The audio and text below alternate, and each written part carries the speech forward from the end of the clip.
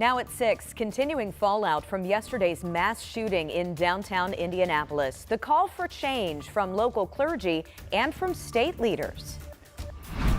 And we've got some Sunday soakers on radar. We'll have some hometown views and when the storms will move out ahead in the forecast. Plus, riding to prevent suicide, the important message these bicyclists are hoping to send to anyone struggling with mental health. Live from Indy, you're watching 13 News.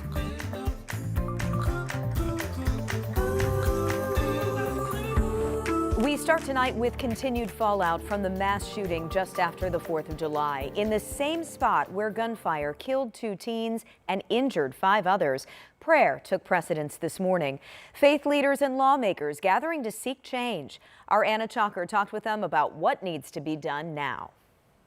Surround us with your love. On the corner of Washington and Illinois streets. For the children who were killed, for those who were wounded and hospitalized, the traumatized, grieving survivors, and those known to you alone. A prayer can be heard from this congregation, but the day before, it was gunshots that were heard instead.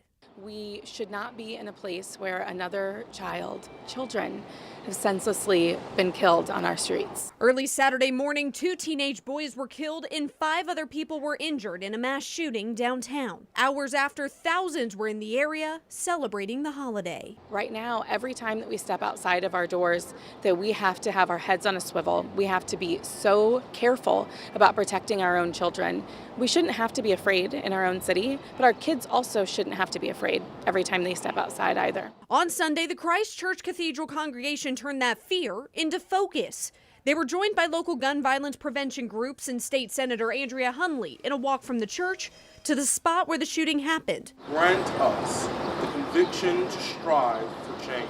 To pray for the victims and the city. We went to worship this morning, and what does it all mean if we don't come together, witness that this violence is evil, and that we have the strength to make something different happen? This is not just a moment for grief. It's a moment for action. And it's definitely not a moment to point fingers. The group says the solution now involves everyone to help keep downtown safe and curb youth violence. We know that government isn't going to fix every single problem, and that it's incumbent upon the community, upon the grown folks in the community, to step up and to also take part. And we need to be asking our teenagers what they want. A question this congregation hopes answers the problem the city is facing. In Indianapolis, Anna Chalker, 13 News. Also want to let you know there is a city-county council meeting tomorrow night. We do know some councilors have said they want to revisit curfew ordinances in wake of the shooting and introduce new measures to hold parents accountable. We are working right now to learn if those plans will turn into action at tomorrow night's meeting. Metro Police say a shooting near a park, first thought to be self-inflicted, is now considered a homicide. Officers were called to Fall Creek Parkway East Drive near 13th Street around 3 o'clock yesterday afternoon. They found a man already dead from a gunshot wound. Investigators have now determined this was in fact a homicide. Anyone with information is asked to call IMPD or Crime Stoppers. Metro Police also investigating 2 shootings from overnight. The first happened on the city's northeast side just before 1 a.m. near Roosevelt and Hillside Avenue. Officers found 2 people with gunshot wounds. One of them was pronounced dead at the scene. The other is said to be stable. Then about 2 hours later, officers were called to the east side near New York Street and Sherman Drive. The person shot here is in critical condition. So far, no suspects in either of those shootings. All right, it is 6:04. Want to give you a live look at downtown Indianapolis right now. We can see some sunshine, but not everybody's getting the sun. Kind of these hit or miss showers, Sean. Yeah, so far west of I-69 this afternoon, this evening, gradually moving toward us. And I know some folks are saying, man, we could use some. Yeah, right? my yard could use it. Well, let me show you one spot that just got hit and is continuing to see some heavy rain. This is in Crawfordsville in Montgomery County. If you look closely, you can see how much ponding's on the roadways.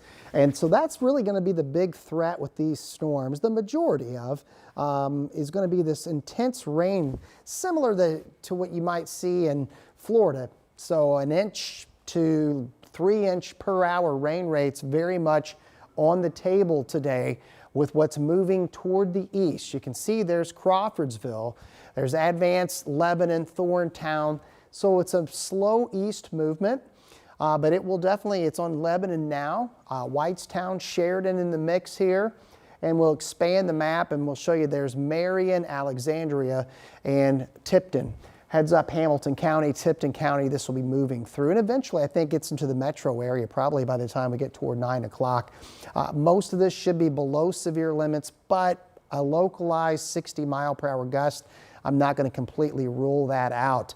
Outside of these storms, another hot day. We'll have more on the muggy heat that's going to stick around in the 7-day forecast. All right, see you in a few minutes, Sean. Thank you. A fireworks accident killed a Bloomington man over the weekend in Monroe County. The Sheriff's Department says this happened Saturday night on West Tabor Hill Road, that's east of Steinsville. Witnesses told investigators 23-year-old Tyler Pinkley was trying to light off a large mortar while holding it above his head. They said friends tried to stop him, but he dismissed them, claiming he'd done it before. Pinkley died on scene.